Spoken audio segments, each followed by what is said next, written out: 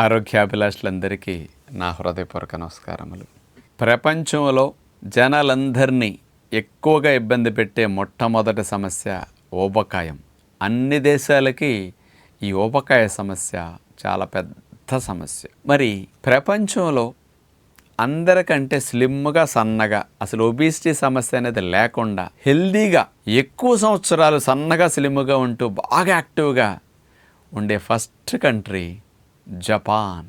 మన దేశంలో డాక్టర్లు సగటున 59 సంవత్సరాలు మాత్రమే బ్రతుకుతున్నారు. సగటు భారతీయులు 70 ఏళ్ళు వరకు బ్రతుకుతున్నారు. ఇతర దేశస్తులు 80-85 ఏళ్ళు, కొన్ని దేశాలు చైనా వారిలాగా అయితే 90 ఏళ్ళు.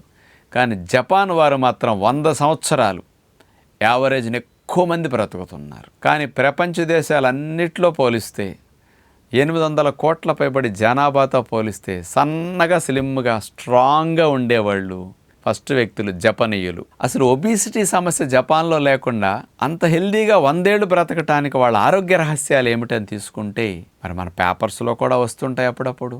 అలాంటి వారి యొక్క అలవాట్లను మనం గమనిస్తే పంచరత్నాలు స్లిమ్గా వాళ్ళు యాక్టివ్గా ఎక్కువ హార్డ్ వర్క్ చేయటానికి వాళ్ళు చిన్నప్పటి నుంచి ఫౌండేషన్ వేసుకుని ప్రతి ఫ్యామిలీలో పిల్లల దగ్గర నుంచి ట్రైనింగ్ ఇచ్చి ఆచరింపచేసే 5 అలవాట్లు పంచరత్నాలు ఏమున్నాయో మరి మీకున్నాయా లేదా, మీ ఫ్యామిలీలో చిన్నప్పటి నుంచి నేర్పుతున్నారు లేదా, మీరు ఒక్కసారి చెక్ చేసుకోండి.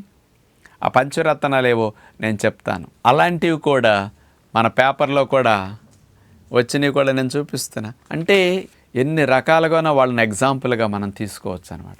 మొట్టమొదటిది వాళ్ళ భాషలో ఒకటి వాడుతుంటారట, హరాహచిబు అనే ఒక ప్రిన్సిపల్. ఏమిటో తెలుసా? ఇది పిల్లలకి చిన్నప్పటి నుంచి ట్రైనింగ్ ఇస్తారంటండి. ఈ టెక్నిక్ ఏమిటి? ఆ టెక్నిక్ అంటే మన ఇండియన్స్కి మాత్రం అస్సలు లేదు. అది వాళ్ళకు ఉన్నది ఏంటో తెలుసా?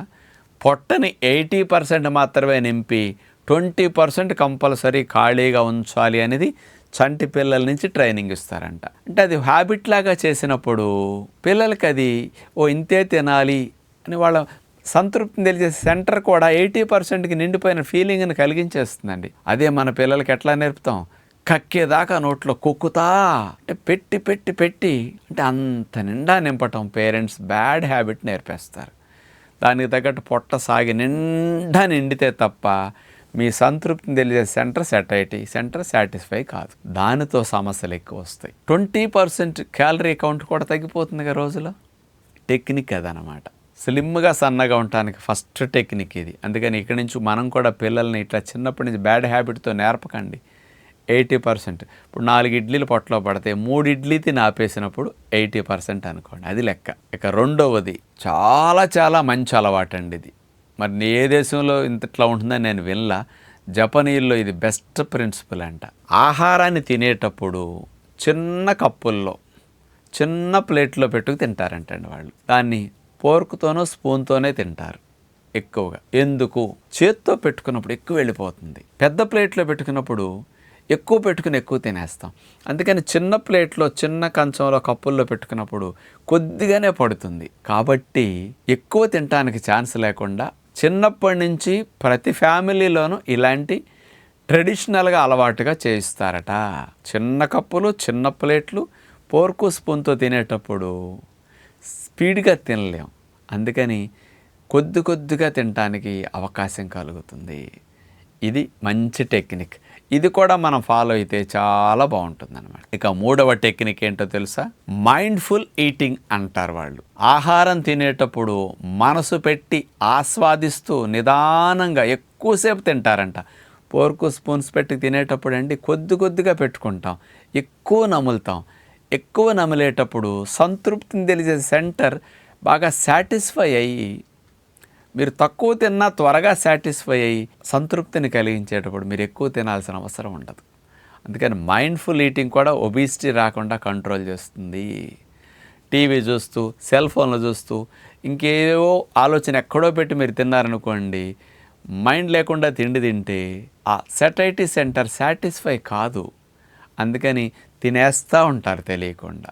అందుకని మైండ్ఫుల్ ఈటింగ్ చాలా బెస్ట్ టెక్నిక్. ఇది మూడవదిగా మీరు గుర్తుపెట్టుకోండి. ఇక నాలుగవదిగా తీసుకుంటే రోజులో పచ్చి ఆకులు, కూరగాయలు, పండ్లు, ఇట్లా దుంపలు, చిలకడ దుంప లాంటివి ఇలాంటివి ఫ్రెష్గా ఉడికించినా కానీ ఒట్టిగా స్టీమ్ చేసుకుని చప్పగా పెట్టుకుని ఎక్కువ ఆహారాలు వీటి మీదే పొట్ట నింపుతారంట డైలీ.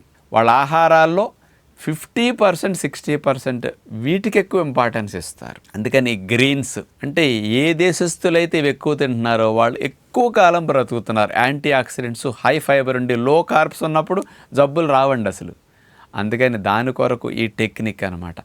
ఋతువులకు తగ్గట్టు ఇక్కడ కూడా పేపర్లో కూడా మీకు కనపడుతుంది, వాళ్ళ పరిశోధనలో కూడా చాలా ఉన్నాయి ఇట్లాంటివి తీస్తే. ఋతువులకు ఏ కాలంలో ఏవి దొరికితే ఆ కాలానికి అనుకూలంగా అట్లా ఎక్కువగా వాడుకుంటూ ఉంటారట. ఇక 5వది తీసుకుంటేనండి, వాళ్ళు packed foods, tinned foods, preservatives, chemical కలిపిన రసాయనాలు కలిపిన ఆహారాలకి అట్లాంటి ఫాస్ట్ ఫుడ్స్, జంక్ ఫుడ్స్ ఎక్కువ క్వాంటిటీ తినకుండా కంట్రోల్గా తింటారండి. తిన్నా చాలా దూరంగా ఉంటారంట అట్లాంటి వాటికి. దానితో పాటు వారు పాలు, చీజ్ కానీ, బటరు, ఘీ, వెన్న ఇట్లాంటి వాటికి చాలా కంట్రోల్గా ఉంటారంట. చాలా లిమిటెడ్గా వాడతారంట. వాడిన చాలా దూరంగా ఉంచుతారంట ఎక్కువ మంది అట్లాంటి వాటిని.